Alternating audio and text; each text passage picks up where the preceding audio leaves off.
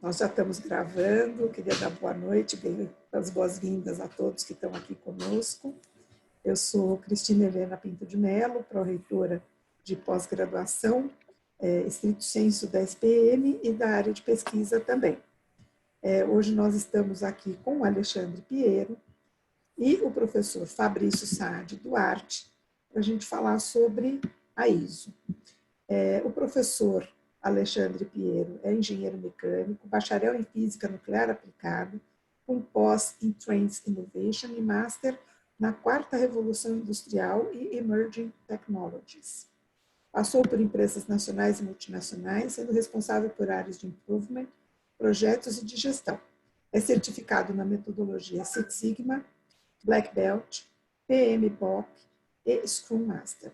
Especialista e auditor líder em sistema de gestão de normas ISO, é membro de grupos de estudo da ISO, incluindo riscos, qualidade ambiental, compliance, saúde ocupacional e inovação. Já o professor Fabrício Saad é estatístico com pós em marketing, MBA executivo pela Fundação Dom Cabral, pós-MBA em gestão de inovação pela Kellogg School, dos Estados Unidos, e economia criativa pelo ITA.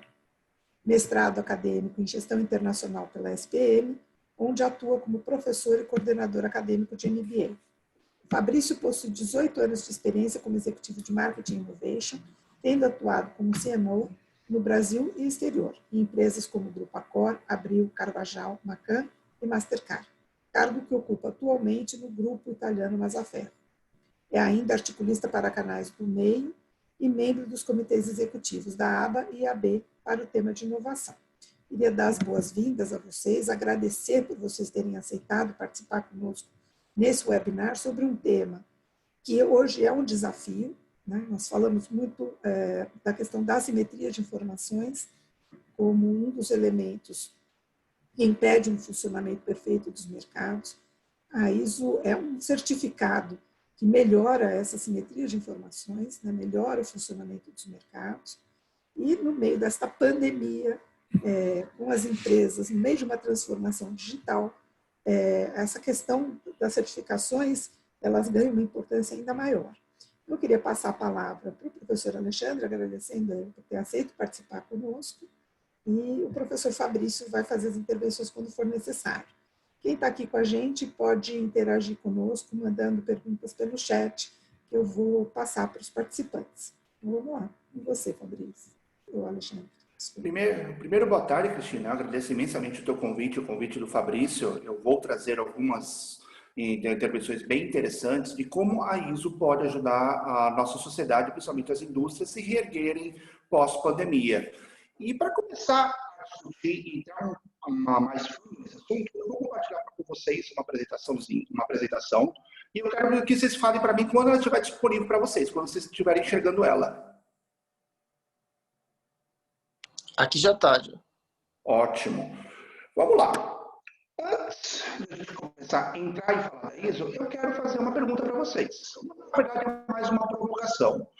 Qual o impacto das crises humanitárias tem no desenvolvimento da nossa sociedade moderna? Entendo-se, quando eu falo sociedade moderna, eu estou falando da nossa sociedade praticamente desde a Idade Média. Será que as crises humanitárias ajudaram ou atrapalharam o nosso desenvolvimento? Será que elas estimularam ou não a inovação da nossa sociedade? Então, para isso, eu vou pedir para a gente voltar um pouquinho atrás e começar a recordar alguns marcos importantes de crises humanitárias que nós tivemos ao longo das eras.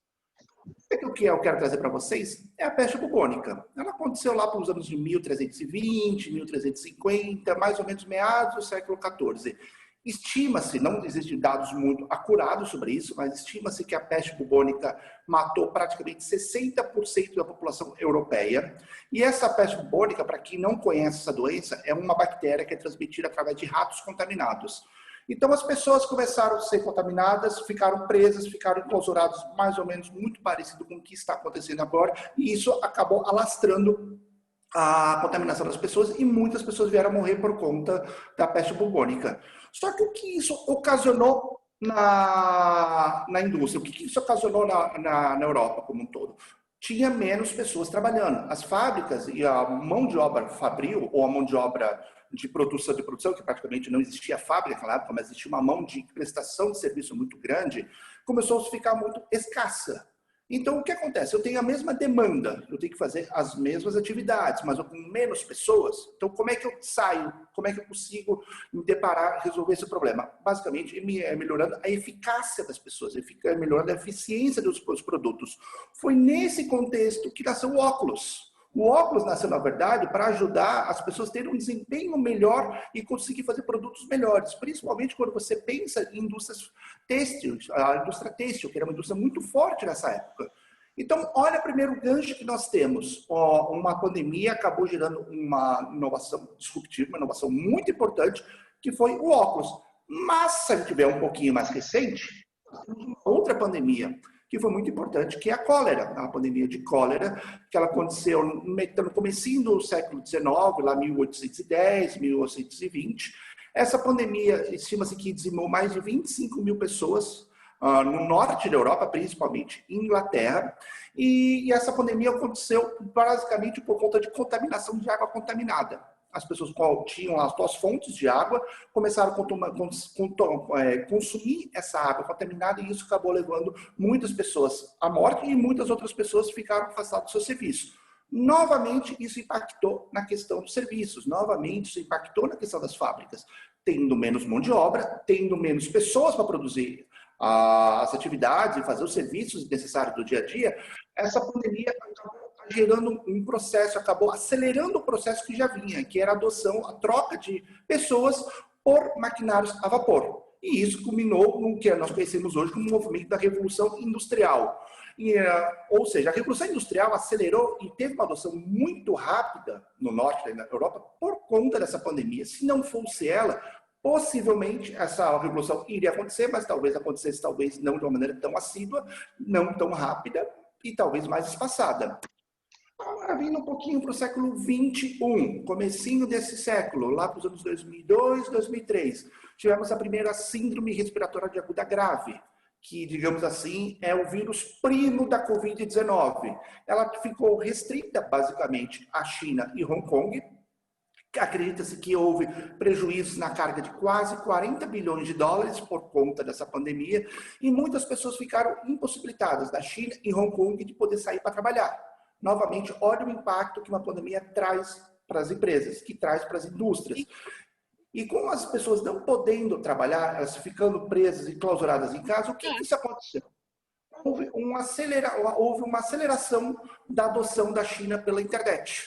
Até então, a China ainda estava começando a abrir suas portas. A China ela não era um país que estava muito presente na internet, mas por conta da SARS, aconteceu, duas grandes empresas surgiram desse movimento. Um foi o Alibaba, que hoje é a maior rede varejista, a maior rede de e-commerce do mundo, inclusive maior que o próprio Walmart, que durante muitas décadas foi a maior empresa desse segmento, e o aparecimento da Tencent, que é o maior portal de internet da China. E essas duas iniciativas surgiram por conta das pessoas ficarem clausuradas devido a uma pandemia.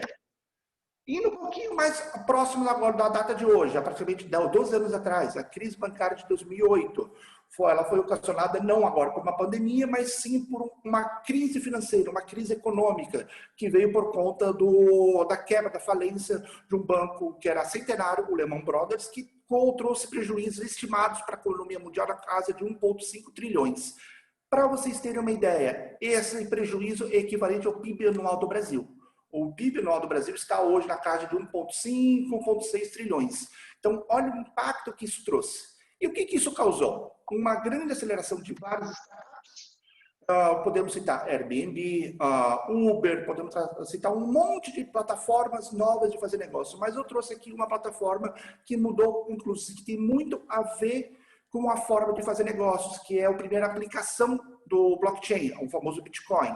Foi nesse contexto que nasceu a criptomoeda, com o intuito justamente de fazer um pagamento peer-to-peer, ou seja, eu vou pagar direto para uma outra pessoa, sem ter a necessidade de ter um banco, ter um intermediário no meio que faça essa minha transação. Então, isso mudou a forma de fazer o negócio. E agora, nós temos desde praticamente do final do ano passado, comecinho desse ano aqui no caso do Brasil, a Covid-19. E a grande pergunta que não quer calar é o que isso vai causar para a nossa economia, o que isso vai causar para nossas indústrias e para a nossa sociedade. Quando vemos historicamente, a gente vê que sempre que existe uma crise humanitária ou uma pandemia, existe uma aceleração da inovação, existe uma aceleração e uma mudança de fazer os negócios. Podemos também ver no caso da Primeira e da Segunda Guerra Mundial, onde dois países que eram extremamente agrícolas, que é os Estados Unidos e a União Soviética, entram na Primeira Guerra Mundial e saem da Segunda Guerra Mundial como duas grandes superpotências. Então, todo tipo de pandemia e todo tipo de crise humanitária vem realmente para mudar a regra do jogo. E é exatamente nisso. Sim, Fabrício. Alexandre, deixa eu aproveitar só uma pergunta em relação a esse ponto. Você diria que nesse contexto, falando já da realidade da Covid, né? A gente ouve falar muito do novo normal e o que a gente percebe, participa de vários comitês e etc., é que ainda ninguém sabe exatamente o que será o novo normal, né? Tem muito mais dúvida do que certeza. Que o papel de normas como a norma ISO antes de mais nada, nos ajudar a fazer a gestão da incerteza. Quer dizer, aí, voltando um pouquinho ao que já nos dizia Bauman, né? Ela está aí e ela está se acelerando dentro de um contexto disruptivo que para toda a humanidade e você não tem o controle. Então, se você não tem o controle, de repente, essas metodologias te ajudam não a controlar, mas a saber navegar nesse cenário, e isso pode ser positivo. Quer dizer, qual que é o link que você faz? O que você pensa disso? Eu acredito que realmente, até o momento, ninguém sabe exatamente qual a mudança que vai ter. Sabemos que vai haver mudanças. Vou dar um exemplo, talvez que seja mais didático para todos nós. Nós estamos falando muito do home office. Eu, particularmente, acredito que o home office não vai ser algo que vai ser 100% quando acabar a pandemia. Vamos chegar no meio termo, onde assim, talvez a pessoa vá um ou dois dias para as empresas e depois trabalhe em casa. Isso, inclusive, já é algo que acontece na Austrália. Na Austrália, inclusive, existe um estudo que foi feito em algumas empresas australianas que fizeram as pessoas trabalharem 4 dias em casa, 4 dias no escritório e 1 dia em casa. E esse 1 dia em casa, ela podia fazer algo ligado ao seu trabalho ou fazer outras coisas ligado a algum tipo de realização de profissional da vida dela. Resumindo a história, o que chegou a essa conclusão quando mensurou o dado antes de fazer essa análise e depois de fazer a análise? Que o rendimento das pessoas aumentou entre 20% a 25%. Mesmo a pessoa trabalhando 1 dia a menos nas empresas. Então, pode-se mostrar que, por conta disso, essa pandemia vai mudar, se vai fazer as pessoas entenderem que eu prestar serviço, fazer um tipo de negócio, não necessariamente eu tenho que estar das 8 às 18 na empresa. Podemos achar um meio termo e isso eu acho que é o que vai ficar de grande lição na pandemia. Mas realmente eu acho que o que você falou tem tudo a ver. Nós estamos num momento de turbulência e quando nós temos um momento de turbulência, eu não consigo gerenciar muito o vento, eu não consigo gerenciar a maré, porém eu posso gerenciar meu barco, fazer a gestão do meu barco, tentando fazer com que ele vá para o norte. Se eu não conseguir para o norte, pelo menos que eu chegue no nordeste ou no noroeste. E eu acho que é isso que as grandes frameworks, as grandes metodologias podem ajudar as empresas, justamente garantir que a gente consiga setar um norte da bússola e atrás desse norte. Se eu vou chegar exatamente no norte, talvez sim, talvez não. Mas é muito mais fácil se eu tiver um subsídio e tiver um suporte da minha gestão. Quando nós falamos de inovação, muitas pessoas pensam em inovação única e exclusivamente de disrupção. Eu tenho que criar um produto novo, trabalhar no mercado novo, fazer algo totalmente diferente. Isso é uma metodologia muito nós pensamos aqui no hemisfério ocidental. Quando nós vamos para a China, no hub da China, a China já pensa diferente. Que inovação é melhorar o processo. Eu tenho que fazer um processo mais rápido, mais ágil e fazer mais barato. Então, ou seja, dependendo de qual norte eu vá, eu posso ter uma solução ou outra. E eu acho realmente que depois dessa pandemia, muita coisa vai mudar. Principalmente quando a gente remete à história. Quando a gente vê historicamente, desde a época do Império Romano, sempre tivemos pandemias e crises humanitárias e ela foi sucedida por uma mudança de jogo, uma mudança da regra do jogo. E aí que nós temos que realmente tentar usar essa regra do jogo ao nosso favor. Porque com ela vai vir muitas oportunidades. Se a gente pensar e agir da maneira que nós agimos até agora, talvez essas oportunidades não sejam aproveitadas. Então, acho que é essa a grande ponderação que nós temos que parar e refletir nesse exato momento, porque é agora o momento da gente arrumar a casa, né? Perfeito, concordo. Eu diria que até isso não é uma visão nada romântica, é uma visão pragmática, mas que nos faz ponderar também dentro das organizações, e aí tirando meu chapéu acadêmico, colocando meu chapéu executivo, né, nesse sentido, que pode vir algo positivo, pode ser positivo se você souber não só qual é o momento, mas como fazer a gestão desse momento, né? E aí eu acho que talvez isso mesmo, o momento nos pede menos controle e muito mais flexibilidade e métodos que nos ajudem a navegar nessa flexibilidade. Perfeito. Exatamente. E eu falo sempre, Fabrício, que a mesma pedra que constrói o muro é a pedra que constrói a ponte. Vai de nós ver se a gente quer usar essa pedra para uma ponte ou para o muro. Sabemos que agora é um momento de inflexão, então talvez a gente não consiga fazer da maneira mais assertiva, mas sabemos que temos que ser flexíveis, ágeis. Aí entra muito a questão de filosofia ágil, que é algo que vem crescendo bastante nos últimos 5 anos, justamente para a gente ter uma gestão, mas não ter uma gestão burocrática, mas uma gestão que cause resultados, que dê uma realização de valor para a empresa. E é exatamente nesse contexto de crise humanitária que nasce a ISO. E quem é a ISO? Para a gente saber, entender um pouco mais quem é a ISO, eu peço para a gente voltar um pouquinho atrás.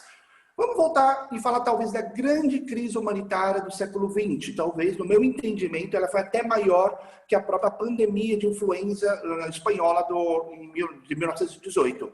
Acabou-se a Segunda Guerra Mundial, lá em maio de 1945. Eu tenho, por um lado, países totalmente devastados, como Inglaterra, França, França, Alemanha, Rússia também, totalmente devastados. Não tinham indústria, as pessoas não tinham emprego. E quando a gente vai para o outro lado do Pacífico, nós temos 2 bombas nucleares que foram lançadas no mês de agosto, em Nagasaki e Hiroshima.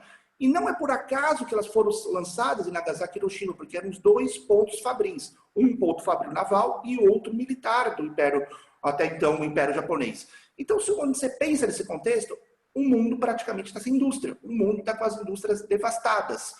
E quando a guerra acaba, os países vencedores entendem que eu preciso ter 2 grandes viés para evitar que ocorra outra guerra. O primeiro é um viés diplomático. Tenho que criar um lugar, uma mesa de discussão, onde as pessoas possam lá, os países possam lá discutir e falar, poxa, eu não concordo com isso, não concordo com aquilo, e discutir isso, chegar num consenso em termos de diplomacia.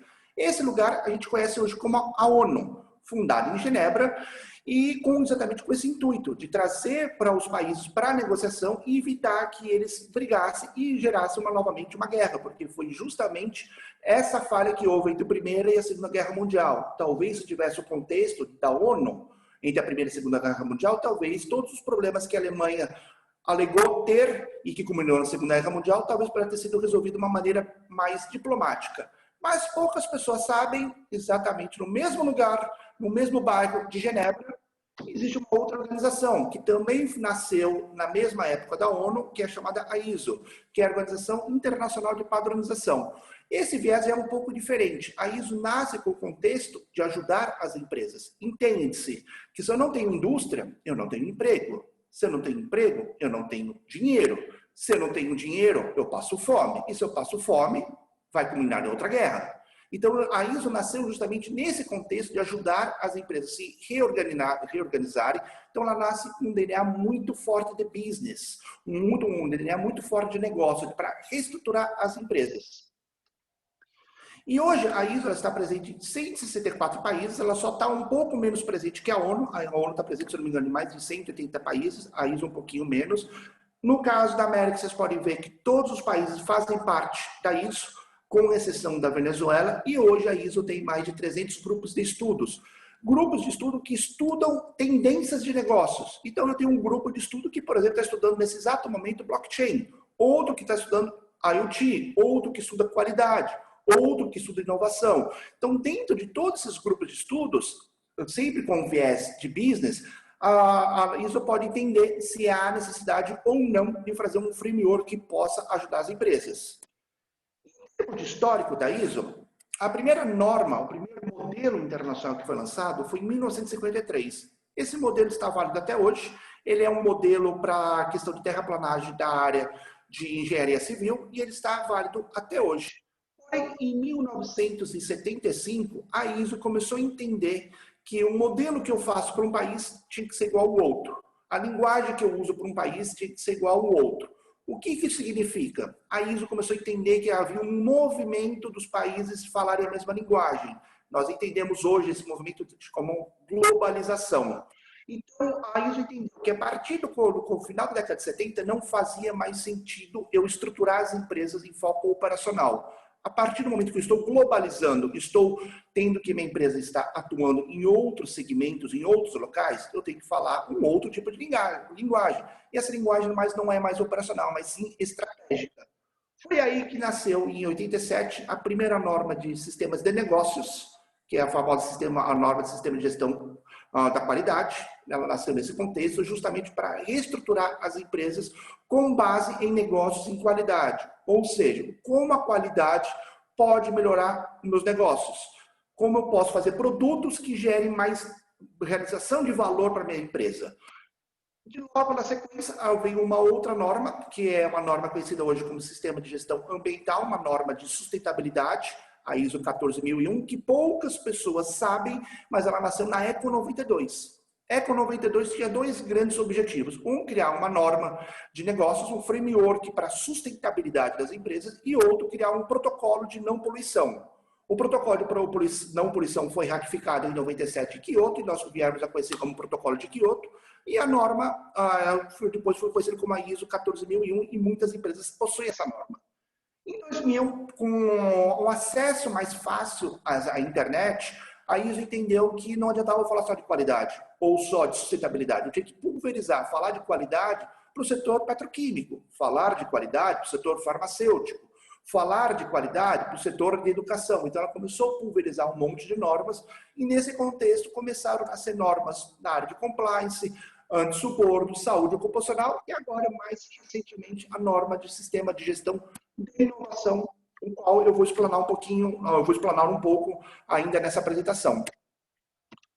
Muito bem, então se as normas ISO, a ISO, ela tem um intuito de estruturar melhor as empresas, fazendo com que elas gastem menos, tenham mais recursos, tem que existir uma correlação com o PIB. Porque se a minha empresa é mais robusta, ela vai produzir mais. Se ela produz mais, ela vai vender mais. E se ela vai vender mais, isso vai impactar diretamente o PIB do meu país. Então, eu trouxe um estudo com alguns países do G20 para a gente ver essa correlação. A China, que é o país que talvez é o país que mais possui certificações ISO no mundo. Inclusive, esse é o grande segredo das indústrias da China.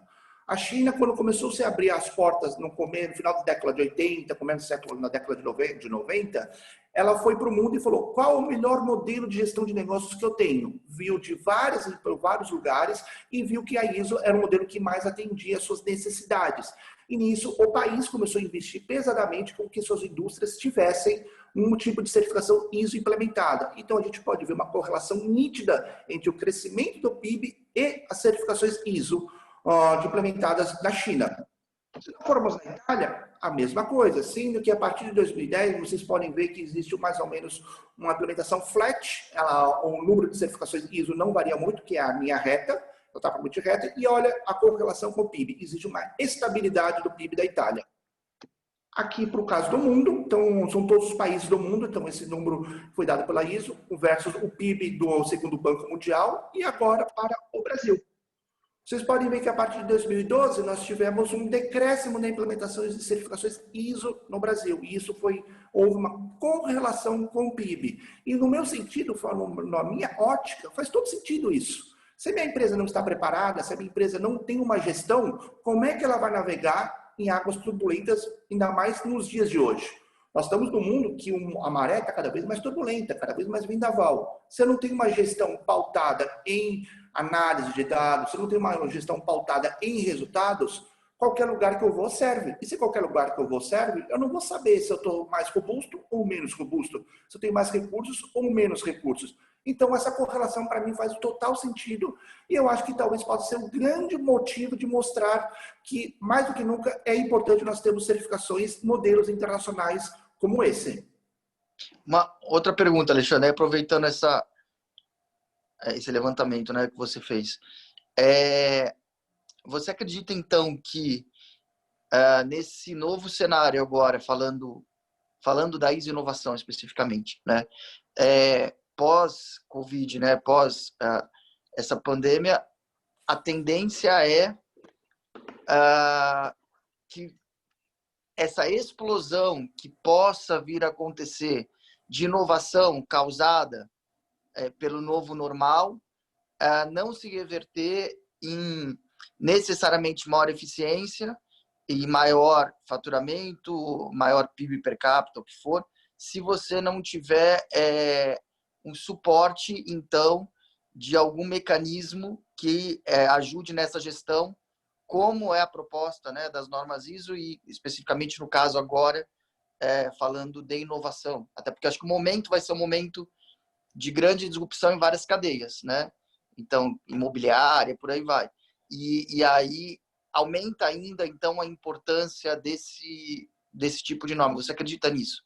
Sim, acredito, e principalmente além de ser baseado em dado, quando a gente pensa em, por exemplo, inovação, dados do Sebrae daqui de São Paulo mostram que 95% das startups não sobrevivem ao segundo ano.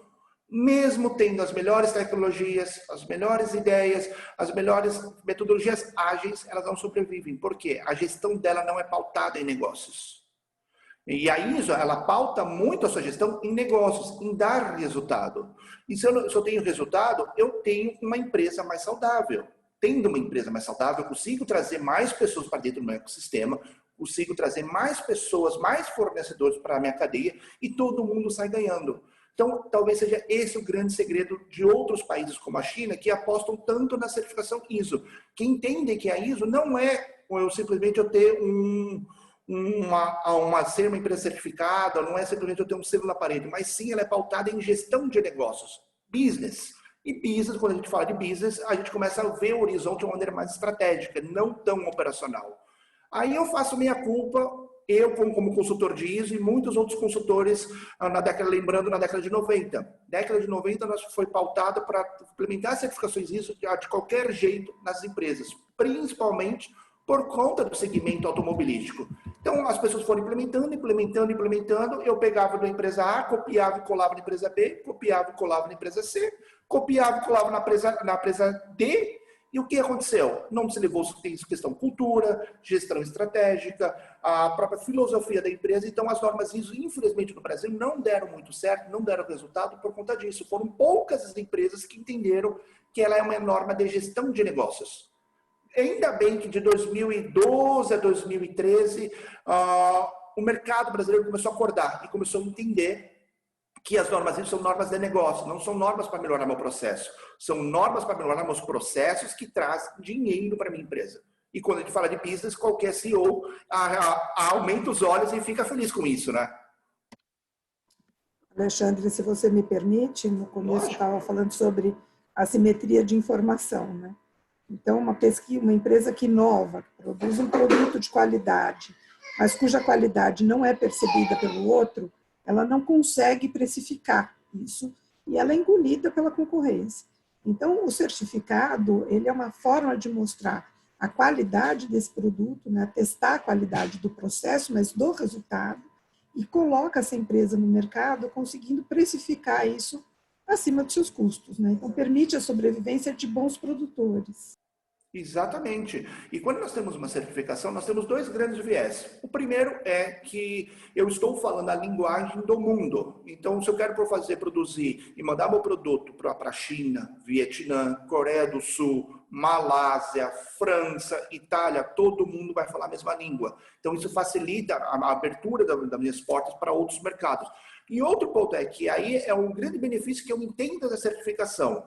A certificação, eu trago um órgão que não participou da minha implementação. Eu implementei, por exemplo, a Palas implementou uma certificação numa empresa. Em nenhum momento eu posso garantir que tudo que implementei está certo. De repente, passou alguma coisa desapercebida durante a implementação, durante aquela correria que a gente sabe que tem no dia a dia, de repente apareceu alguma coisa desapercebida e eu posso deixar de criar resultado.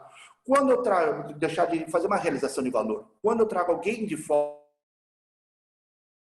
comprometido e não participou do processo, ele vai enxergar isso de uma outra maneira. Então, o que é o meu entendimento, a grande vantagem de uma certificação, acreditação, é justamente essa, trazer alguém de fora para enxergar o que foi feito e se tem alguma oportunidade de melhoria, que muitas vezes existe alguma oportunidade de melhoria e eles fazem muitas vezes o benchmarking, que eles estão no mercado internacional, inclusive, fala, poxa, a tua dificuldade eu vi numa empresa do Peru, a tua dificuldade eu vi numa empresa do Chile. Talvez essa ideia, talvez essa sugestão possa te ajudar. Talvez sim, talvez não. Ele vai te dar esses inputs, ele vai te dar esse benchmark. Aí cabe à empresa analisar e ver o que faz sentido e o que não faz sentido. Exatamente. E nesse contexto das ISOs, eu trouxe algumas normas ISOs que eu acredito que são as grandes normas, que vão, os grandes frameworks que vão ajudar as empresas nessa época pós-pandemia. A primeira delas é uma norma que é pouco conhecida no mercado, que chama continuidade de negócios. Essa norma ela tem como foco crise. Ou seja, eu vou criar um framework para evitar que qualquer tipo de crise possa impactar o meu negócio.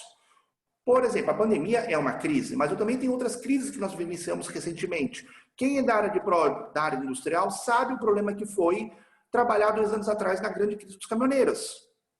As empresas que tinham uma norma de continuidade de negócio já tinham planos de ação pré-estabelecidos e testados para esse tipo de crise, não só de pandemia, mas também, por exemplo, de greve de caminhoneiros, greve de funcionários, por exemplo, de deslocamento, cria, por exemplo, problemas ambientais. Então, todas essas empresas que têm essa norma, ela consegue fazer planos de ação e pensar em todos os tipos de crise, por mais que essa crise seja improvável de acontecer. Mas se ela acontecer e ela for impactar o meu negócio, eu tenho que ter um plano de ação para ela. Outra norma, que é uma norma que, para mim, no meu sentido, faz total sentido falarmos dela agora, é uma norma de gestão de conhecimento. Nós estamos falando muito do lifelong learning, ou seja, eu tenho que estar sempre no gerúndio, aprendendo, ensinando, ou seja, o meu gerúndio vai ficar a isso até o meu último dia de presença aqui nesse plano, aqui na Terra. E essa norma ela faz justamente essa gestão de conhecimento. Como eu posso me educar continuamente, como eu posso estimular o conhecimento na minha empresa e como eu posso garantir que todos tenham acesso a conhecimento. Que, por exemplo, eu, Alexandre, aqui na Palas, tenho um conhecimento grande numa área. Não adianta esse conhecimento estar único e exclusivamente comigo, se eu não passar isso para os meus outros consultores, se eu não passar isso para os meus sócios, se eu não passar para isso para os meus fornecedores. Então, a norma de gestão de conhecimento ela ajuda justamente nisso. Como pegar esse conhecimento individual e único que cada um tem e permear ao longo da organização como um todo. Outra norma que para mim faz total sentido é uma norma de segurança da informação. Até então, dia 14 de agosto era a data limite da implementação da LGPD. A GPDR já está implementada na Europa e a LGPD foi postergada para dezembro, por conta de toda a pandemia, mas é uma norma que vai ajudar eu ter a segurança da informação. Cada vez mais nós estamos saindo do meio analógico para o meio digital. E como é que eu garanto a segurança, as informações da minha empresa? Como é que eu garanto que aquilo que o meu cliente me passou está robusto? Eu tenho segurança daquela informação. Como é que eu garanto que eu não vou perder alguma informação? Então, essa norma ajuda justamente nisso, de garantir que eu tenha uma segurança da informação e que ela seja pautada nas melhores práticas nacionais e internacionais para esse cenário. E a última norma que eu trouxe, que para mim é o que coroa tudo isso, digamos assim, é a grande cereja do bolo e ela vai conseguir amarrar e linkar todas essas outras normas, que é a norma de gestão de inovação.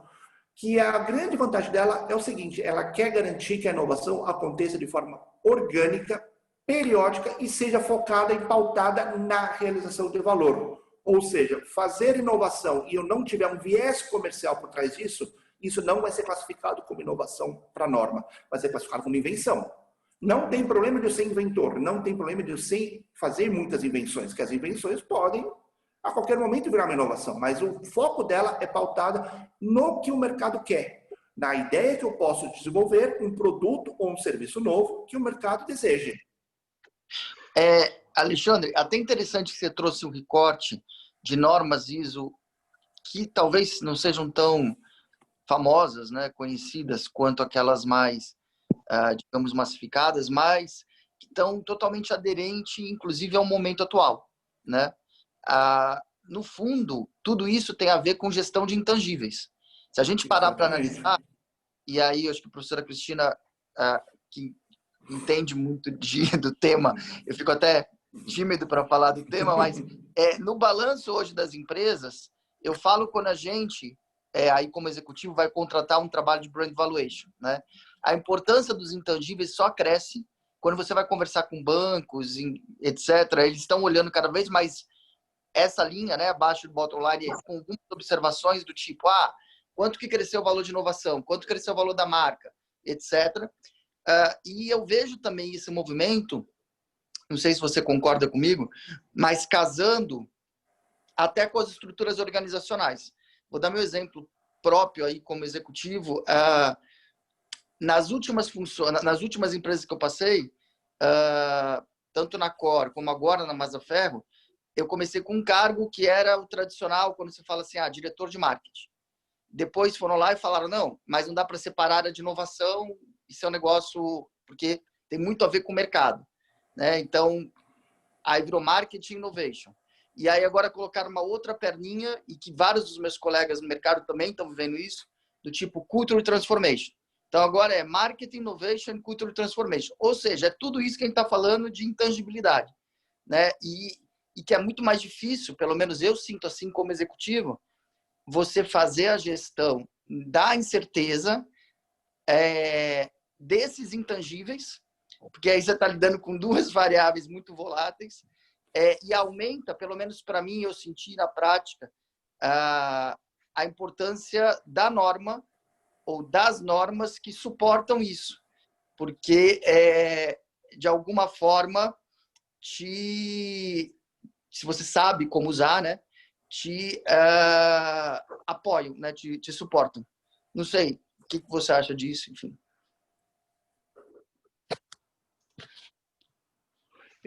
Fabrício, eu acredito que as normas elas ajudam muito, principalmente porque elas encurtam o caminho. Quando você fala, agora vou falar um pouco dos bastidores de como funciona isso.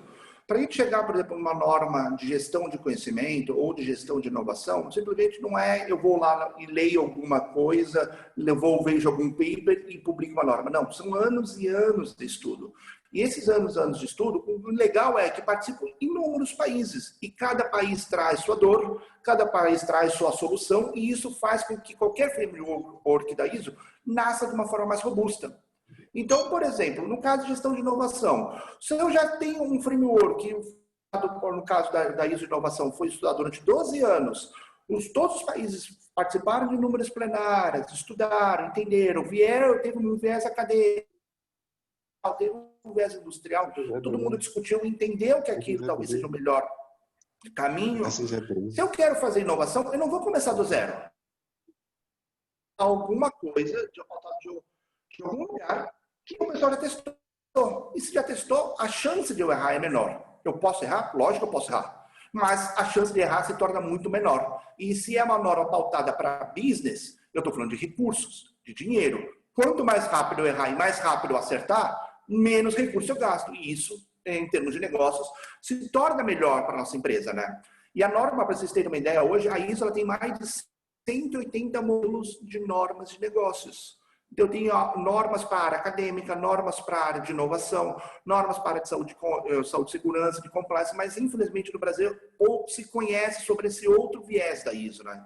Por isso que eu quis trazer justamente essas normas que, no meu entendimento, uma empresa que consegue ter gestão de conhecimento, gestão de inovação, segurança da informação, uma vez que a minha informação não é mais analógica, é digital, e, por último, uma empresa que consegue ter continuidade de negócio, ou seja, se eu estou uma empresa familiar e eu morro, a empresa vai continuar? Poxa, isso me dá muito mais robustez para o meu ecossistema. Quem não gostaria de garantir que a empresa vai continuar, independente do que o mundo apresente? Então, eu acho que realmente essas normas podem ajudar muito a reestruturação das empresas pós-pandemia, né? E indo nessa linha, a definição que a norma traz de inovação é justamente essa, que a inovação pode ser um produto, serviço, processo, modelo, método ou a combinação de qualquer uma delas. Aí o conceito de inovação é caracterizado por novidade e valor. Isso significa que ideias e invenções sem a manifestação de valor não são inovações. Então, o que isso quer dizer com isso? Primeiro, inovação tem que ser algo novo. E algo novo pode ser no meu processo, pode ser no meu serviço, pode ser no meu modelo, pode ser no meu método, ou qualquer coisa que envolva isso. Eu faço um serviço, por exemplo, para a médica. Nada impede eu fazer, por exemplo, o mesmo produto, por exemplo, uma área petroquímica. Isso é uma novidade para a área petroquímica. Talvez não seja para a minha empresa, mas pode ser uma novidade da maneira que eu abordo o meu mesmo produto e o meu mesmo serviço. E a questão de realização de valor, financeiro ou não financeiro. Por que não financeiro? Se eu tenho uma empresa, vamos dar um exemplo, de capital aberto. Eu tenho um valor de marca, um valuation maior da minha empresa por conta de uma certificação, por conta de uma robustez na área de gestão de inovação. Ela vai ter um valuation maior. Tendo valuation maior, o valor dela melhora. O valor dela aumentando, o valor da minha ação na bolsa aumenta. Então, é uma realização financeira, apesar de ser uma forma indireta. E a norma, como ela é, digamos assim, um compilado do que deu certo em termos de inovação, eu trouxe para vocês o que a ISO entende de pilares. E esses pilares é justamente o que conseguiu se enxergar em várias empresas no mundo inteiro com relação à inovação. Então, se a empresa tem esses 8 pilares de inovação, entende-se que ela vai fazer inovação de uma maneira periódica e principalmente orgânica. E dentro desses pilares, eu vou chamar atenção apenas para alguns. Um deles é a abordagem com processos. Apesar de a inovação ser algo criativo, ser algo disruptivo, algo que talvez não tenha tanta pegada de engenharia, tem uma pegada um pouco diferente, eu tenho que ter processo.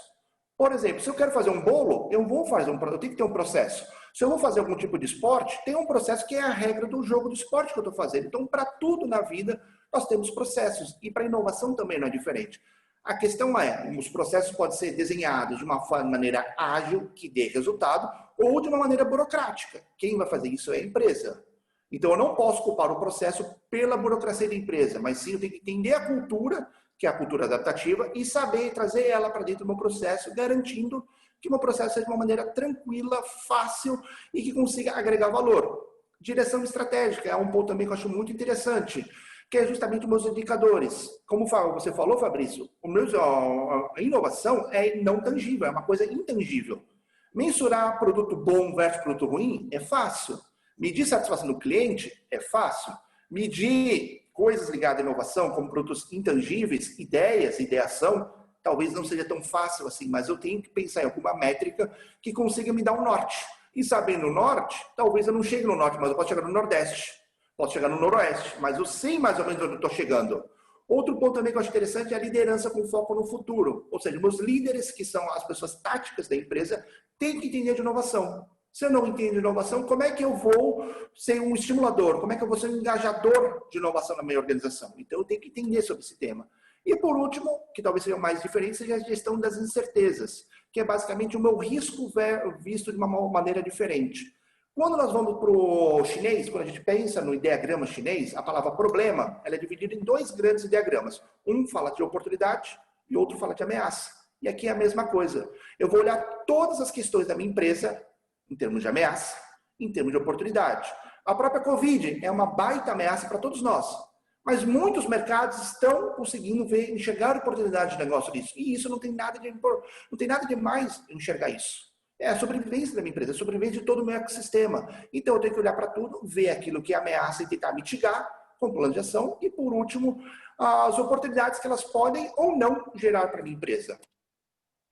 E, em cima de todos esses pilares, eu tenho o meu funil de inovação, que é um funil que eu imagino que todo mundo viu de uma forma ou de outra, mas eu chamaria atenção por 2 grandes itens desse funil. O primeiro, a parte de criação, que a ISO ela pede para eu ter ideias, insights, iniciativas constantes no meu funil. Esse, inclusive, é um dado do Sebrae, que muitas empresas morrem, muitas startups morrem em 2 anos, porque não tem muitas ideias. Tem trabalho único, exclusivamente com uma ideia disruptiva, mas às vezes eu não tenho tecnologia para ela.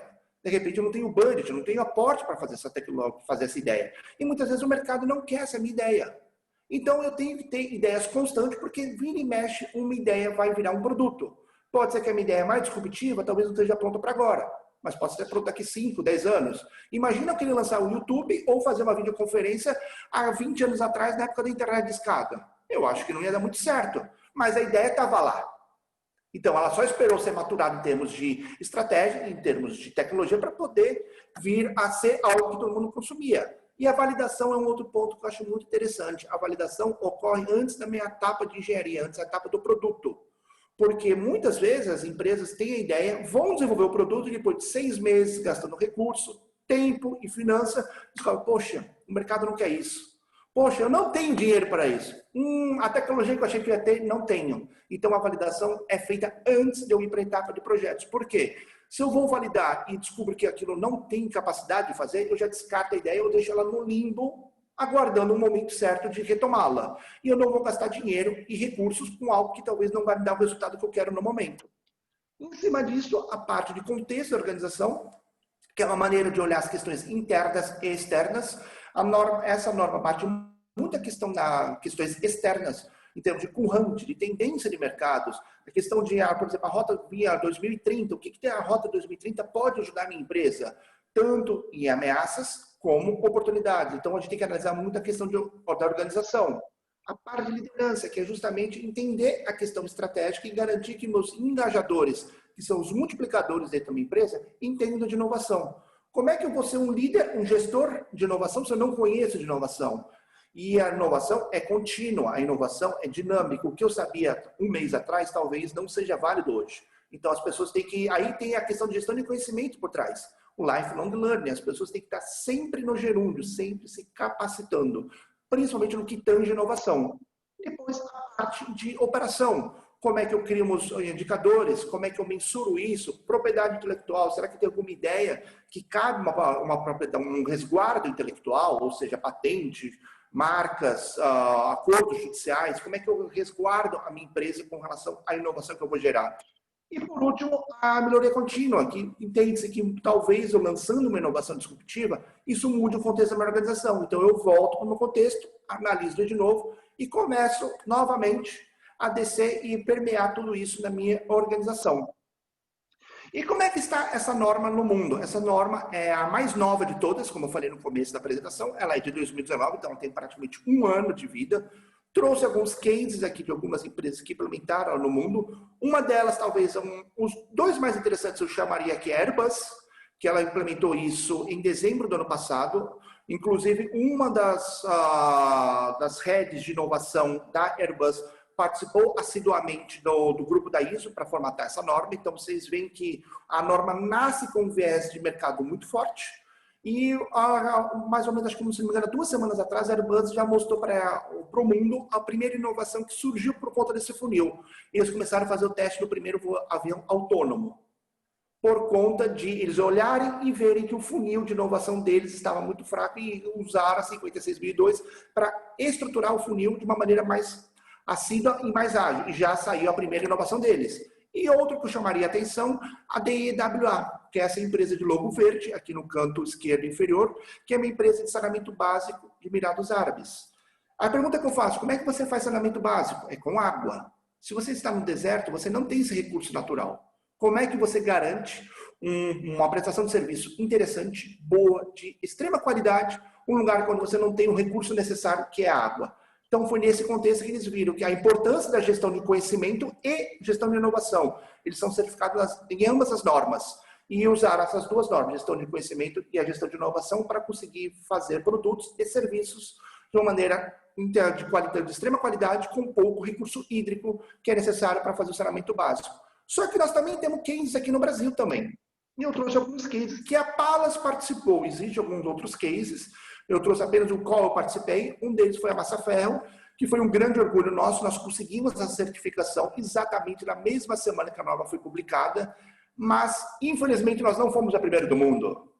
A norma foi publicada numa segunda-feira, numa terça-feira já tinha uma empresa chinesa, uma quarta-feira uma empresa inglesa, e na quinta-feira a Massa Ferro conseguiu a certificação. E esse foi um projeto que começou 1 ano antes da certificação, e a gente veio fazendo as alterações conforme os drafts da norma eram alterados. Como eu participei do grupo, eu tinha acesso aos drafts e a gente ia alterando e mudando o sistema de gestão conforme as alterações eram feitas. E a gente conseguiu essa certificação justamente na mesma semana. Logo na sequência veio a Palas, com a consultoria do qual eu faço parte. Mais recentemente, nós temos Atento, que é a maior contact center do mundo, uma contact center espanhola, ela foi certificada também pela Palas. E agora, em setembro, nós vamos ter uma das grandes multinacionais brasileiras, que eu não posso divulgar o nome, só posso falar que ela é uma multinacional do ramo de TI, e ela está se certificando agora, exatamente na primeira semana de setembro, e logo, logo, espero que vocês tenham essas notícias na imprensa, porque ela está pleiteando a capas de alguns jornais por conta dessa norma. E a previsão é que a Palas comece aproximadamente 10 empresas, 10 projetos na área de 56.002 ainda esse ano. Já era para ter começado, mas infelizmente por conta da pandemia muita coisa mudou, muita regra do jogo mudou, a gente entende isso, mas a gente acredita que ainda esse ano mais 10 empresas vão estar iniciando essa jornada rumo à inovação, que a gente vê que é tão importante, porque se eu não tenho gestão, como é que eu vou medir o intangível? O intangível já é tão difícil de se medir, a gestão do intangível é tão difícil. E se eu não tiver métrica, não tiver resultado, como é que eu faço tudo isso, né? E aqui são meus contatos. Interessante isso, né? Que acho que até é um orgulho para a gente, porque quando a gente ouve muito falar, porque no Brasil é difícil fazer tal coisa, é difícil fazer tal coisa. Quando eu olho, por exemplo, essa lista, a Mazzaferro, uma empresa italiana, a Atento, uma empresa espanhola, e você vê, quer dizer, e os sites dessas empresas aqui na América Latina, representados pelo Brasil, foram os primeiros a certificar. É muito, né? Não, exatamente. Isso mostra que nós temos uma capacidade muito grande de fazer gestão no Brasil. Eu não vou falar necessariamente de gestão de inovação, mas fazer a gestão. Quando a gente pensa no primeiro grande modelo normativo, o primeiro grande framework de negócios, foi a ISO 9001, a de qualidade, lançada em 87. Primeira empresa certificada no Brasil foi top-down, por obrigação, apenas em 92.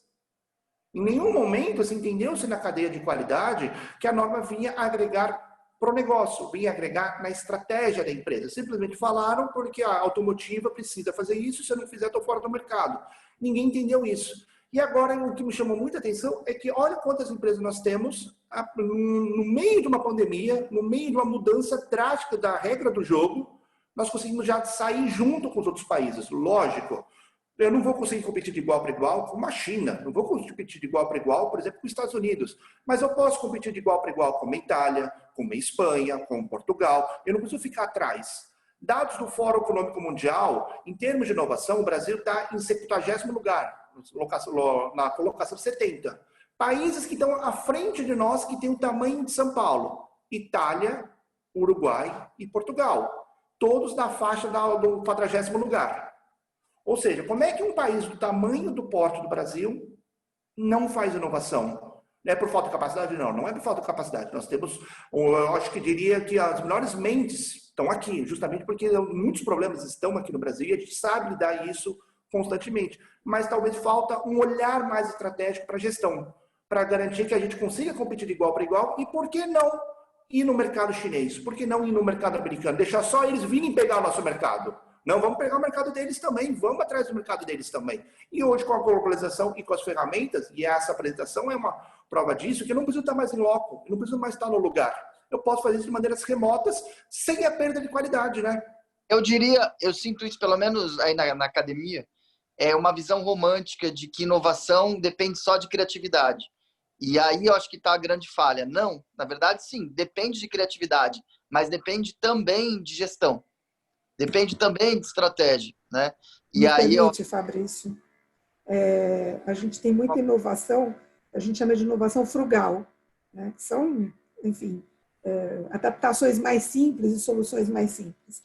A dificuldade está na capacidade de gestão e de monetização dessas inovações, né? Elas ficam no campo mesmo da invenção, porque elas acabam não se tornando um produto comercializável. Dinheiro para o mercado, né? O pessoal tem que olhar para o mercado primeiro e ver quais são as dores do mercado. Falta de economia, né, Cris? Um pouquinho. Exatamente. Na prática. Aí eu estou falando aí, eu como coordenador de MBA, eu sinto isso na prática. Você vê TCCs incríveis e que a galera tem essa dificuldade. Né? É isso. Exatamente, Fabrício. As pessoas se apaixonam pelas suas ideias, se apaixonam pelas suas soluções, não se apaixonam pelos problemas do cliente. Nós temos que se apaixonar pelos problemas dos nossos clientes. Lógico que às vezes a gente acaba errando, a gente acaba não indo ser tão assertivo. Mas quando eu penso e foco no problema, na dor do meu cliente, a chance de eu errar é muito menor. a chance de realizar valor é muito maior. E aí vem a questão de justamente errar rápido, testar rápido e implementar rápido as minhas alterações. Se vocês me permitem um outro comentário, eu acho que a gente briga muito com a pesquisa de base, como sendo uma pesquisa inútil, sem entender que a ampliação da pesquisa de base potencializa a inovação e comercialização de ponta. Nós temos um caso que eu acho que é interessantíssimo, de um profissional brasileiro, pegou uma tecnologia desenvolvida por uma empresa, uma pesquisa de base, adaptou para cadeiras de roda, para tetraplégicos, por comando de voz, doou para algumas pessoas nos Estados Unidos e abriu um mercado internacional para ele maravilhoso. Mas é um cara que trabalha com pesquisa de base, com monetização, com boas concepções de gestão, enfim, faz a diferença. E exatamente, Cris, pensando nessa linha, esse é o grande sucesso dos hubs chinês, israelense, do Israel, e o hub do Vale do Silício. O Vale do Silício você tem Berkeley do lado e a UCLA do lado. Na China, um monte de faculdade espalhada, porque lá é mais pulverizado os hubs de inovação. Em Israel, você tem a faculdade de Tel Aviv, próxima, e elas conversam muito com o mercado. E aqui eu entendo, eu posso falar um pouquinho mais do meu lado acadêmico também, porque eu vi um pouco da academia, falta um pouco, talvez, a comunicação. E talvez seja aí, talvez a grande solução da nossa inovação esteja aí. Justamente unir o melhor do mundo acadêmico versus o melhor do mundo mercadológico. E esses dois conversando junto, o céu não é o limite, o céu é o alvo, né? Nós temos uma pergunta aqui do Vicêncio La Sálvia. Alexandre, como a ISO da inovação lida com a questão da cultura da inovação em aspectos comportamentais? A norma é diferente de outras. Essa norma, ela fala muito da cultura. Ela tem até alguns requisitos que falam única e exclusivamente da cultura. Inovação é algo muito cultural. Como é que eu vou falar, por exemplo, para uma cultura que por exemplo, eu tenho uma empresa que o cara é da geração Baby Boomer e todas as pessoas que trabalham para ele são da geração X. Eles não entendem a diversidade, não entendem a questão de diferença de geração. Como é que eu vou falar de inovação para esse mercado? E a mesma coisa, eu tenho uma empresa que tem várias gerações, tem quase 5 gerações, Baby Boomer, X, Y e a Z agora, dos Millennials. Se eu não entender isso, não entender onde está a minha empresa, não vai ter metodologia, não vai ter framework, não vai ter software no mundo que faça ela gerar inovação. Então, a norma tem que se adaptar à cultura, não a cultura à norma. E aí que está o grande erro nós, brasileiros, das consultorias brasileiras. Elas querem empurrar a norma para a cultura, fazer que a cultura entenda a norma. Não, é o contrário. Eu tenho que pegar aspectos da norma que sejam relevantes para a cultura da minha empresa. Tem coisa que vai dar match, tem coisa que vai dar um link, tem coisa que não vai dar link. O que não dá link, eu tenho que trabalhar para garantir que o requisito seja atendido pela cultura, não o contrário. Caso contrário, eu vou ter apenas um framework que vai burocratizar e minha pedra, em vez de ser uma ponte, vai se tornar um muro. Alexandre, até para a gente está encaminhando aqui para o encerramento, só por causa do nosso horário, do nosso link. Eu vi que tem os contatos também que você deixou. E aí, só antes de encerrar, eu queria só dar um exemplo específico sobre esse ponto, que é muito interessante. Um dos apontamentos que a gente teve no processo de certificação da Mazaferro foi exatamente esse. Foi tipo, legal, vocês têm, enfim, milhares de automações e laboratórios de internet das coisas, laboratórios de não sei o quê, mas vocês são uma empresa demasiadamente italiana. Quer dizer, eu sou uma exceção, mas como um todo. E precisa de um mix maior de cultura. A gente, em função disso, começou, por sugestão da ISO, a desenvolver uma série de programas para aumentar a diversidade dentro da organização. E, às vezes, coisas mais básicas do tipo trazer na linha de produção haitianos, mas não é contratar haitianos por contratar haitianos. Não. Desenvolvemos um programa de treinar esses haitianos do francês para o português, porque eles não conseguiam se comunicar. Promover clínicas de diversidade, até chegamos ao ponto real mesmo, de incentivo com a galera LGBT dentro da equipe de marketing espalhado pelas áreas. Quer dizer, eu acho que esse casamento, né, entre a teoria e a prática, ele depende muito de atitude. Acho que a norma ela pode te aconselhar, mas precisa de realmente fazer acontecer, né? Exatamente. Tudo na vida, Fabrício, de negócios não é diferente, são de pessoas para pessoas. Então tem que trazer a pessoa para o centro, mais do que nunca. Se eu não trouxer a pessoa para o centro, realmente não vai ter inovação que ajude a minha empresa. E a inovação nasce da diversidade. Se imagina botar um monte de engenheiro que nem eu na salinha, e olhando para um problema. Com certeza, os 100 engenheiros que vão estar lá dentro vão olhar da mesma ótica, da mesma maneira, do mesmo jeito, vão brigar com as mesmas coisas. Agora, se eu boto um engenheiro, um economista, um físico, um matemático, um geógrafo, um historiador, um artista, por que não? Isso tudo vai gerar mais valor, porque cada um vai ver de uma ótica diferente e o consenso vai fazer com que todo mundo tenha uma realização de valor maior. Exato, exato. É isso que falta, né? Que a gente tem que incentivar. Bom, muito obrigado. Então, eu queria agradecer ao Alexandre quando eu fiz o convite. Ele prontamente aceitou e acho que muito rica essa experiência. E queria agradecer também a Cris por estar aqui participando. Foi uma honra, professor. Assim, eu acompanho sempre o programa e a forma como está sendo tocado isso, né? Enfim, por favor, se quiser. Não, só agradecer a vocês pelo excelente nível desse debate, dessa apresentação. Muito didático, muito interessante.